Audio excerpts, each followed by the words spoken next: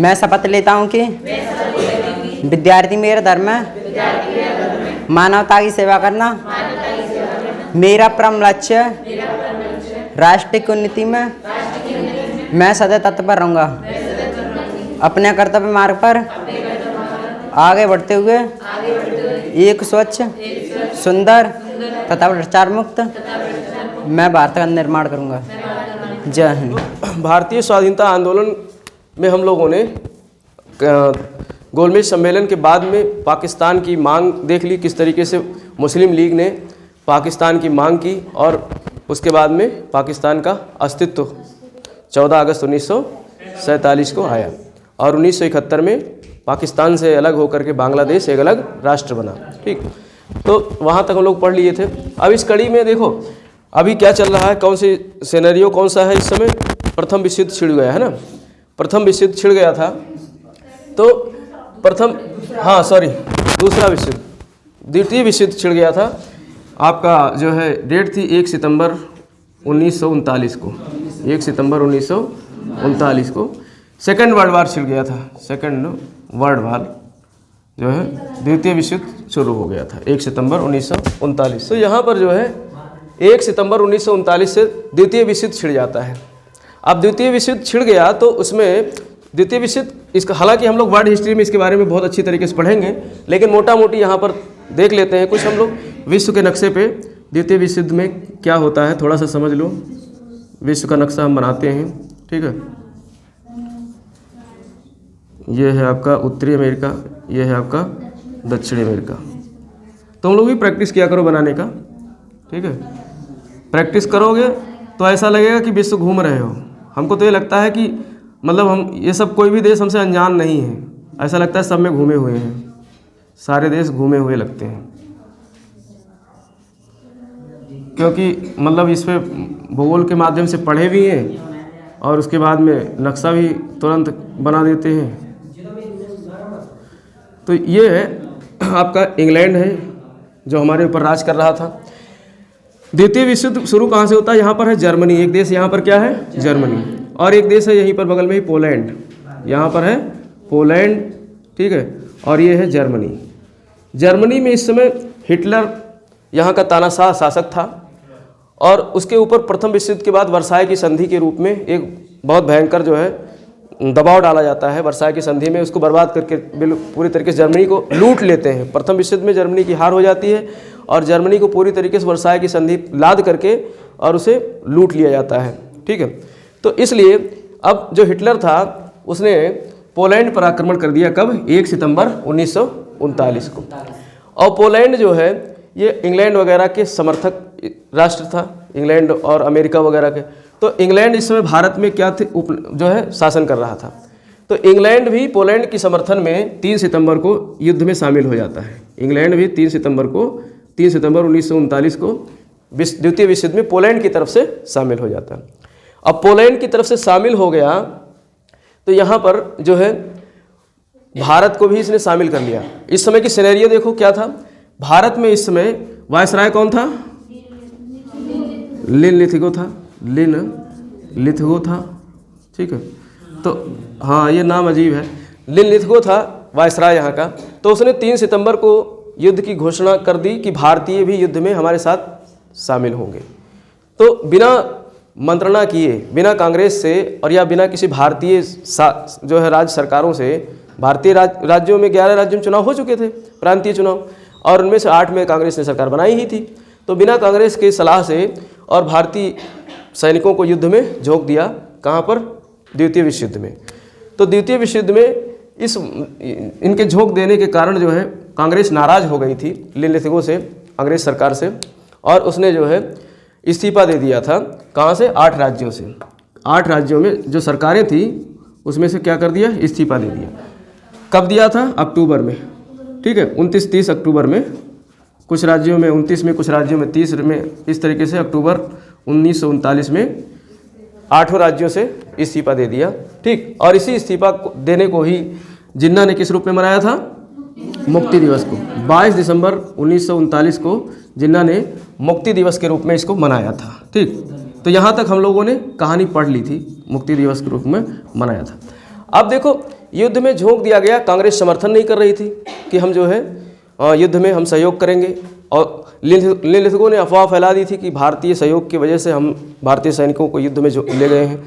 तो इसलिए कांग्रेस जो है काफ़ी खफा थी, नाराज़ थी अंग्रेज़ सरकार से, क्योंकि उसको पता था कि इसके पहले जो 1914 और 1919 के बीच में जो प्रथम विश्व युद्ध चला था, उसमें हमको मतलब जो वादे किए थे अंग्रेज़ों ने वो पूरे नहीं किए थे। स्वाधीनता की वादे किए और मतलब देसी राज्यों देसी मतलब स्वशासन की बात की, वो सब कुछ भी नहीं माना, और बल्कि इसके बदले में क्या मिल गया था हमको? जलियांवाला बाग रौलट एक्ट जैसे कानून मिल गए थे, बिना दलील बिना अपील की गिरफ्तारी, ये सब हमको मिला था जो है बदले में। तो इसलिए भारतीय समझते थे इस चीज़ को कि यहाँ भी ऐसा ही होगा, इसलिए क्यों समर्थन करें हम। तो समर्थन नहीं करने की वजह से फिर यहाँ पर लिथगो जो है इनको समझाने के लिए अगस्त प्रस्ताव लेकर आता है। तो आज हमारा जो टॉपिक है वो यही है, अगस्त प्रस्ताव। हम लोग अभी इसमें क्या पढ़ेंगे? अगस्त प्रस्ताव। तो अगस्त प्रस्ताव ये अगस्त के महीने में किसकी तरफ से आया था?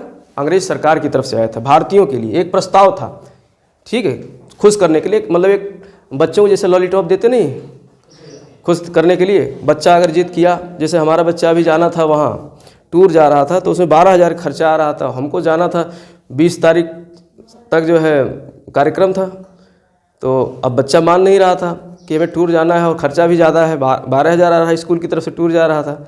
तो उसको जो है हम लोग घड़ी के रूप में एक लॉलीपॉप पकड़ा दिए, खुश हो गया। वो डिजिटल वॉच जो है कह रहा था, तो डिजिटल वॉच दिला दिए 700-800 में, तो 1200 रुपये बच गए। और टाइम से आ भी नहीं पाता, 20 तारीख तक हमको घर जाना था। तो ऐसे ही अंग्रेज जो है भारतीयों को प्रस्ताव, एक लुभावना जो है प्रस्ताव दिया कि ये तुमको हम देते हैं और इसके माध्यम से हम तुम्हें मतलब तुम हमको क्या करो? द्वितीय विश्व युद्ध में सपोर्ट करो। भाई सैनिकों को तो तुम ले जाकर ज़बरदस्ती लगा दिए हो, लेकिन भारत का मानसिक सपोर्ट नहीं है ना। भारत के लोग, और जब मानसिक सपोर्ट नहीं होगा तो विश्व बिरादरी जो है, जैसे रूस जर्मनी की तरफ से था, जापान, ये सब एंटी में थे ना, इनकी इंग्लैंड के तरफ युद्ध कर रहे थे। तो अब जापान और रूस जर्मनी ये सब इनके ऊपर जो है कोई दबाव नहीं था, क्योंकि भारत जैसे एक बहुत बड़ा जो है इस समय देश भी था और उभरती हुई शक्ति थी भारत। तो भारत का सपोर्ट इंग्लैंड को ना मिलने की वजह से जो है दिक्कत हो रही थी। तो मतलब इस वजह से अंग्रेज़ों को ये लगा कि भारत का मानसिक सपोर्ट भी लेना ज़रूरी है, क्योंकि सैनिक इनके ज़रूर हैं, भारतीय ज़रूर हैं, लेकिन हमारे सेना में भर्ती हैं, लेकिन जब तक जो है भारतीय लोग नहीं चाहेंगे भारत, भाई हमारे घर से कोई सैनिक गया हो सेना में लड़ने के लिए, किसी पैसा ले करके, अंग्रेज़ों के यहाँ तो तनख्वाह मिलती थी और सैनिक भर्ती होते थे, हमारे भाई बंधु तो होते थे वो। लेकिन जब हम कहेंगे उनसे कि तुमको सपोर्ट नहीं करना है, घर वाले कहेंगे, तो सैनिक बेशक तनख्वाह ले रहे हो छोड़ के चले आएंगे, कहेंगे हम नहीं लड़ेंगे भाई। तो इस वजह से जो है अंग्रेज़ों, अब यहाँ पर अंग्रेज़ हार रहे थे इस युद्ध में। जो है इधर से जापान जो था, यहाँ जापान है, जापान इस तरफ से जो है बढ़ते हुए इंडोनेशिया मलेशिया तक इसके सैनिक आ गए थे, यहाँ से भगाना था अंग्रेज़ों को।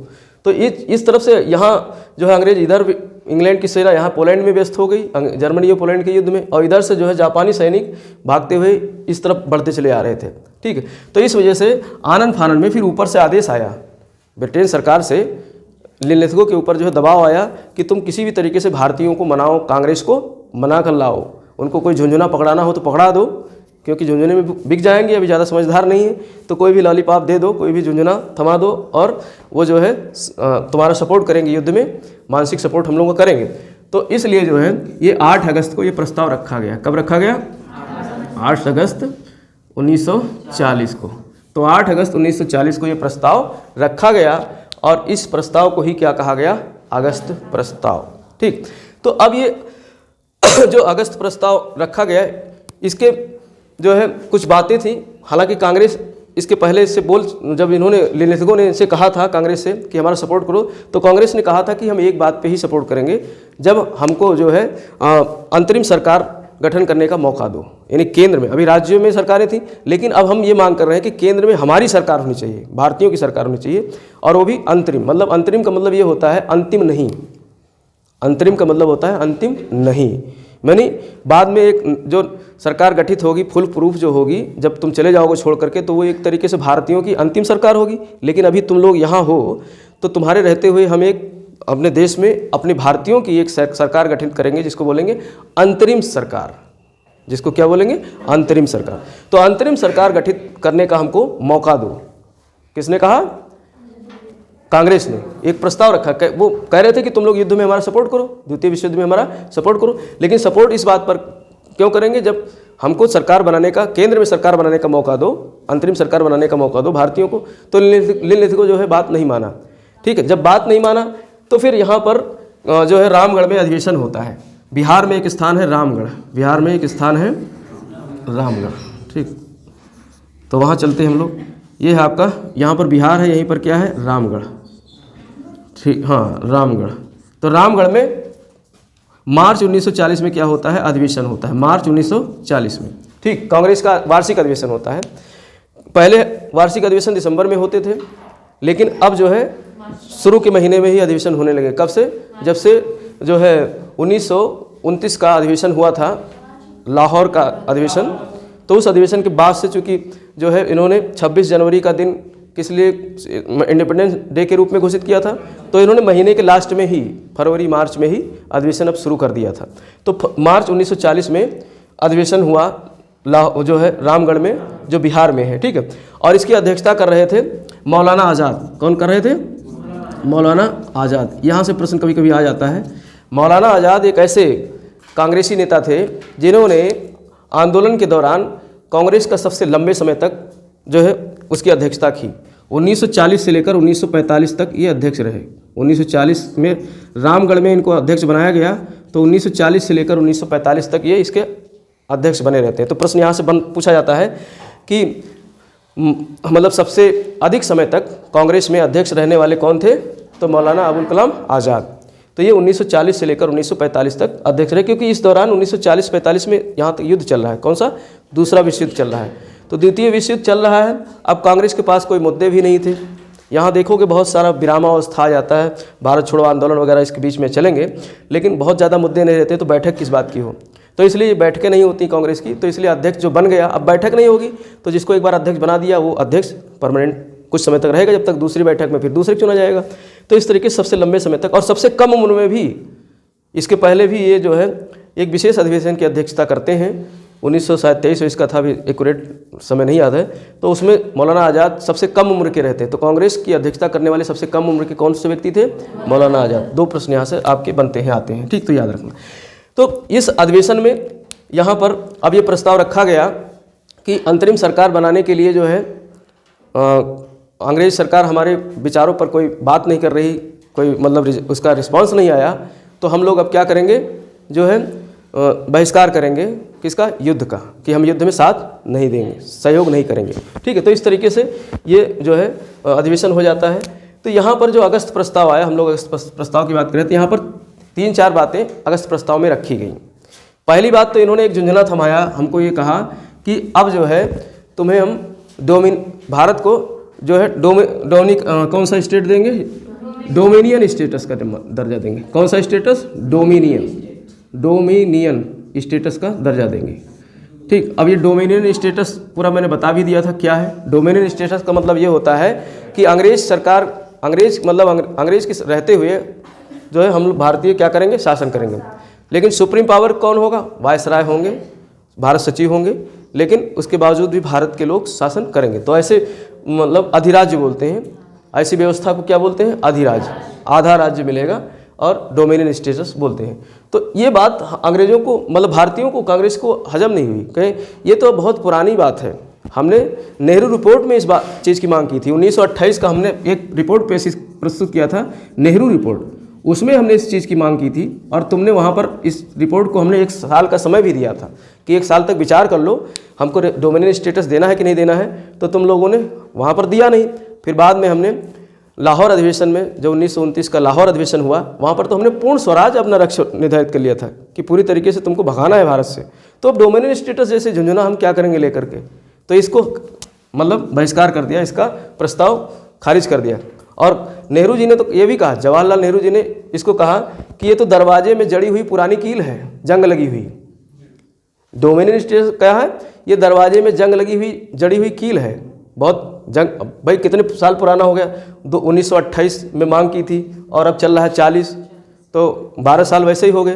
तो ये मतलब जंग लग गई इस रिपोर्ट में, तो इसको हम क्या करेंगे लेकर के। तो नेहरू जी ये प्रश्न इस यहाँ पर स्टेटस पूछ लिया जाता है कि जो है ये जो क्या नाम है जो मतलब ये बात जो है कौन सी बात कि दरवाजे में जंग लगी हुई कील ये किसके लिए और किसने कहा था।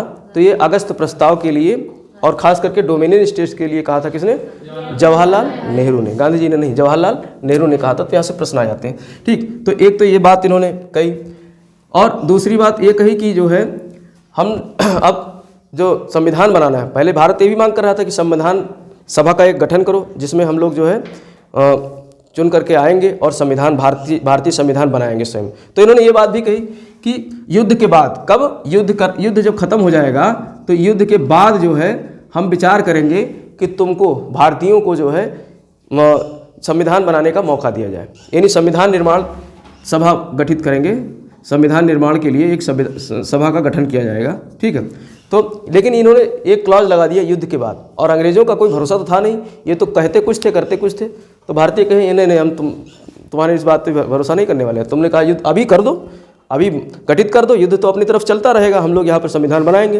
तो कहा नहीं युद्ध के बाद, तो इसे भी अस्वीकार कर दिया। ठीक, और इसके अलावा इन्होंने कहा कि जो है जो वायसराय है, केंद्र में जो वायसराय है, वायसराय की कार्यकारिणी, भाई एक मैंने बताया था उच्च सदन और निम्न सदन होते हैं केंद्र में। ठीक है, तो उच्च सदन में जो है वायसराय होता है और वायसराय के कार्यकारिणी के मेंबर्स होते हैं जिसमें ज़्यादातर अंग्रेज ही रहते थे, ज़्यादातर क्या मोस्टली अंग्रेज ही थे उस समय। ठीक है, तो इन्होंने कहा कि अब भारतीयों को भी मौका दिया जाएगा, जो वायसराय की कार्यकारिणी परिषद है उसमें भारतीयों को भी मौका दिया जाएगा। तो अंग्रेज एक लुभावना ये भी दिए कि जो वायसराय की कार्यकारिणी परिषद है, वायसराय की कार्यकारिणी परिषद है उसमें जो है मौका देंगे हम भारतीयों को। लेकिन भारतीय समझदार थे, कांग्रेस खास करके, इन्होंने कहा कि भैया जब तुम वहाँ तुम्हारी संख्या होगी 15-20 और हम में से 1-2 को खाली बैठाओगे, तुम 15-20 जितना जो कहोगे वो तो 1-2 कहेंगे, फिर वो अपनी नौकरी बचाने के लिए और अपना सम्मान बचाने के लिए तो तुम जो कहोगे वही मानेंगे, यानी वहाँ ऐसे लोग जाएंगे जो चाटुकारिता करेंगे तुम्हारी। तो ये बात भी हमारे हजम नहीं हो रही। अब सब धीरे धीरे समझदार हो गए थे भारतीय, तो इन्होंने कहा नहीं ये भी बात हमारे हजम नहीं हो रही है। तो वायसराय की कार्यकारिणी इसे भी जो है इन्होंने नकार दिया, कैंसिल कर दिया, प्रस्ताव को जो है डिस्क्वालीफाई कर दिया। इसके अलावा कहा कि हम लोग एक जो है युद्ध सुझाव समिति का गठन करेंगे, युद्ध सुझाव समिति का गठन करेंगे। ये अपने लिए कर रहे थे। इन्होंने कहा कि हमसे बिना पूछे तुमने, भारतीयों ने कहा कि हमसे बिना पूछे तुमने युद्ध में भारतीयों को झोंक दिया।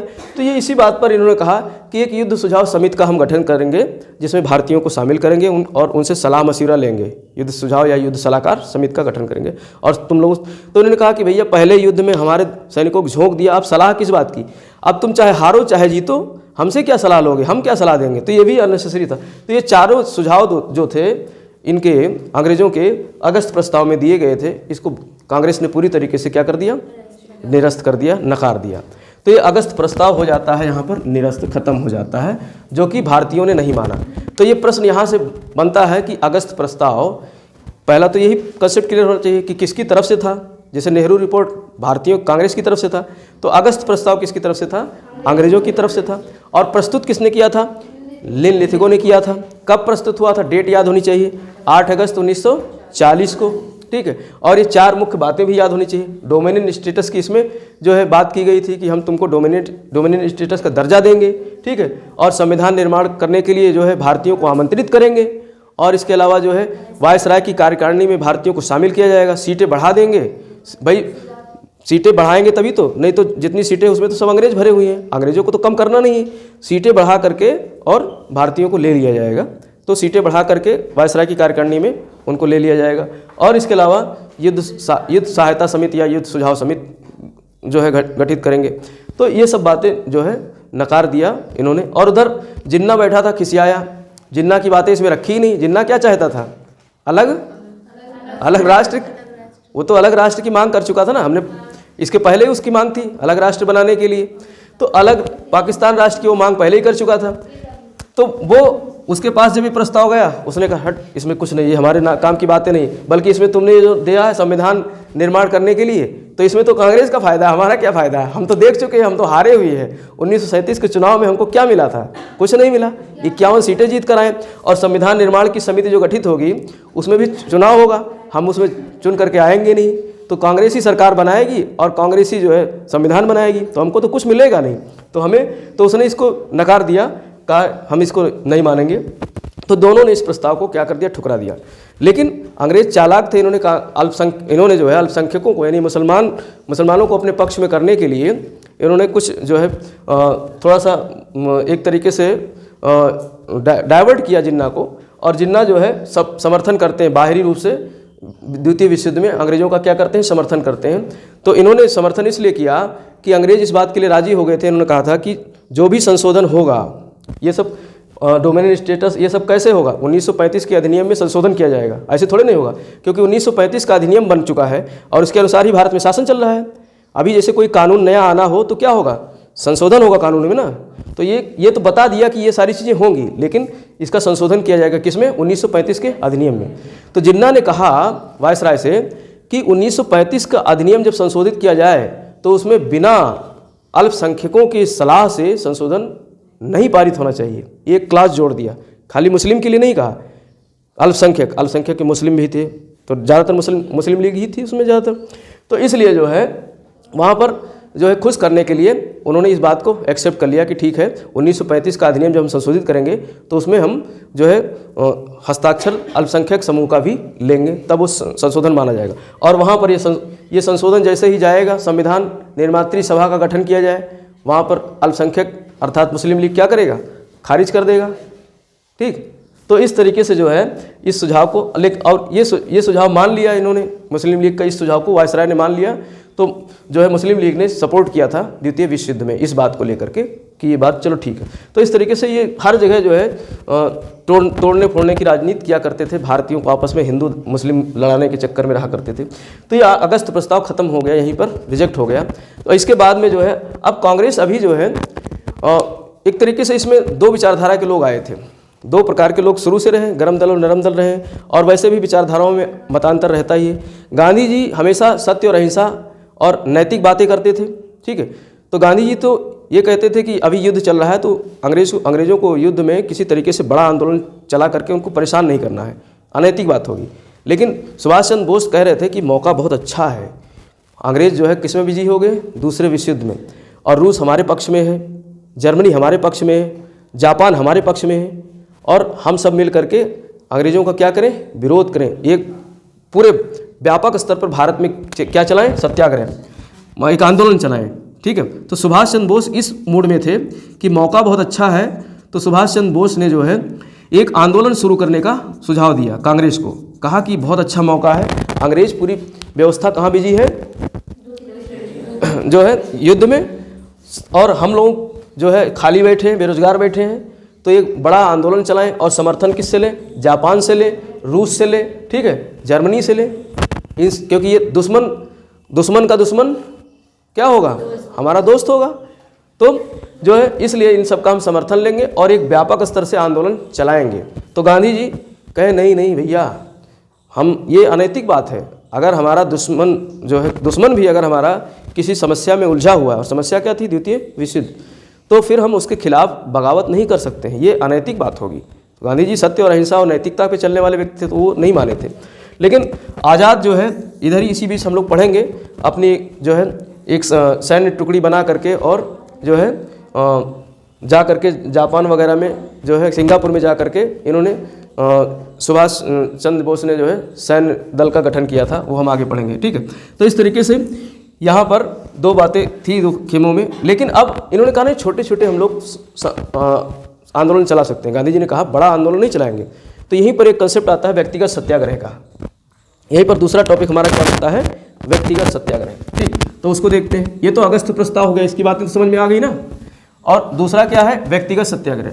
अब चूंकि बड़ा आंदोलन चलाना नहीं था, गांधी जी ने कहा था बड़ा आंदोलन चलाना नहीं था, और हमको खाली बैठना भी नहीं है, खाली बैठना भी नहीं, तो इन्होंने एक सुझाव दिया कि हम लोग क्यों ना व्यक्तिगत सत्याग्रह चलाएं। व्यक्तिगत मतलब कोई व्यक्ति आए और वो सत्याग्रही बनकर आए, शपथ ले कि हम गांव में जाएंगे और हजारों लोगों को जो है उनको अंग्रेज़ों की नीतियों के खिलाफ द्वितीय विश्व युद्ध में जो हमारे भारतीयों को झोंका गया है, उसके खिलाफ जो अंग्रेज़ अफवाह उड़ा रहे हैं कि भारतीयों ने, कांग्रेस ने जो है समर्थन किया है, तो ये सब चीज़ें लोगों को बताना है जा करके, कैसे व्यक्तिगत रूप से।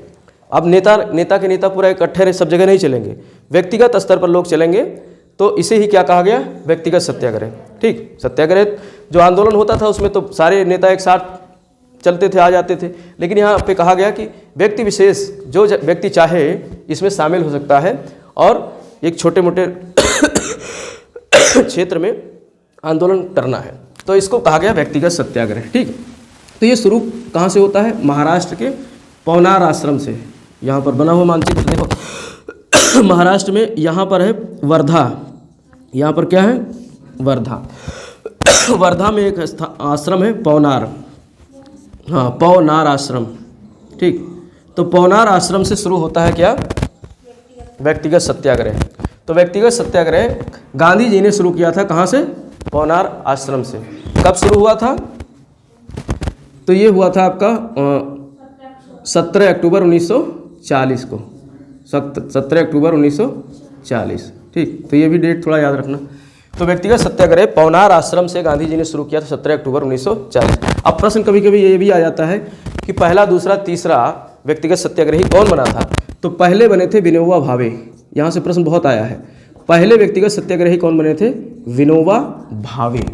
ठीक है, और ये तो पहले बने थे, और दूसरे नंबर के जो बने थे वो जवाहरलाल नेहरू बने थे, JL नेहरू बने थे। ठीक,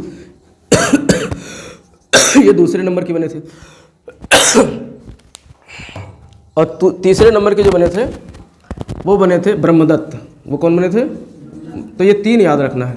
ठीक, यहाँ से प्रश्न पूछ लेता है। तो ये व्यक्तिगत सत्याग्रही बनने वाले व्यक्ति थे। शुरुआत में सबसे पहले कौन बने, विनोबा भावे, दूसरे नंबर पे कौन बने, जवाहरलाल नेहरू, तीसरे नंबर पे ब्रह्मदत्त। इसके बाद में हजारों लोग व्यक्तिगत सत्याग्रही बने, और जिसमें से इस सत्याग्रह के दौरान लगभग 20,000 व्यक्तिगत सत्याग्रही गिरफ्तार किए गए थे। ठीक, इस आंदोलन के दौरान लगभग 20,000 व्यक्तिगत सत्याग्रही गिरफ्तार किए गए थे।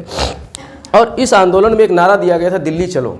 इस आंदोलन में एक नारा दिया गया था, दिल्ली चलो। ठीक, तो दिल्ली चलो का नारा कौन से आंदोलन में दिया गया था, व्यक्तिगत सत्याग्रह में, इसीलिए इसको दिल्ली चलो सत्याग्रह या दिल्ली चलो आंदोलन भी कहते हैं। ठीक, इसको कहते हैं दिल्ली चलो आंदोलन या दिल्ली चलो सत्याग्रह भी कहते हैं। किसको कहते हैं, व्यक्तिगत सत्याग्रह को।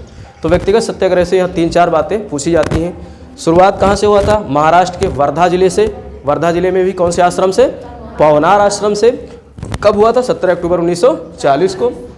पहले व्यक्तिगत सत्याग्रह कौन थे, विनोबा भावे, दूसरे जवाहरलाल नेहरू, तीसरे ब्रह्मदत्त थे। ठीक है, तो इस तरीके से ये व्यक्तिगत सत्याग्रह चला था। तो इस तरीके से आज 2 टॉपिक हम लोग पढ़े यहाँ पर। एक तो आपका जो है अगस्त प्रस्ताव, जो 8 अगस्त 1940 को प्रस्तुत किया गया लिन लेथिगो द्वारा। ठीक है, जिसमें 4 प्रमुख बातें रखी गई थी। डोमिनियन स्टेटस का दर्जा दे देंगे युद्ध के बाद, और संविधान निर्मात्री सभा का गठन करेंगे जिसमें भारतीयों को आमंत्रित किया जाएगा, और वायसराय की कार्यकारिणी में भारतीयों को शामिल किया जाएगा, उसका विस्तार करके उसमें भारतीयों को भी लिया जाएगा। और तीसरा, एक युद्ध सुझाव समिति का गठन किया जाएगा। ठीक है, लेकिन इन चारों बातों में कोई भी जो है निचोड़ नहीं था, इन सबको जो है रिजेक्ट कर दिया था कांग्रेस ने, और साथ में जिन्ना ने भी। जिन्ना ने इसलिए रिजेक्ट किया था क्योंकि इसमें पाकिस्तान के अलग मांग की बातें नहीं रखी गई थी, और जो जिन जिन पॉइंट में देखेंगे आगे हम चल करके, जिन भी प्रस्तावों में अंग्रेज़ों द्वारा पाकिस्तान की बात नहीं की जाएगी, तो वो सारे प्रस्ताव जिन्ना या मुस्लिम लीग क्या करेगी, खारिज करेगी। ठीक, तो इस तरीके से इन्होंने यहाँ पर ये खारिज कर दिया। और इसके बाद जो है भारतीय नेताओं ने फिर क्या शुरू किया, गांधी जी ने व्यक्तिगत सत्याग्रह शुरू किया 17 अक्टूबर 1940 को।